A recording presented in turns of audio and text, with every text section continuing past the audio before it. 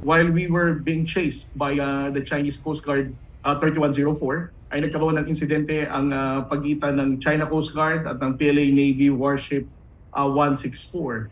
Sila mismo ang nagbanggaan at dahil dito na damage yung unahang parte ng barko ng China Coast Guard.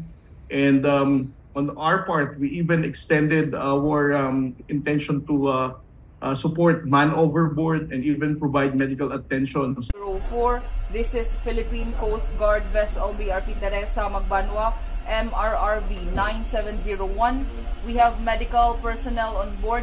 Should you need any assistance, we are willing to provide assistance. Over. Itong incident na to, I hope it would already convince the Chinese government, no, to adhere to the collision regulation. Ilang beses na nating sinasabi ito na if we're going to carry out dangerous maneuvers at sea, eventually it will lead to a maritime incident or sea mishap. And this is what happened here.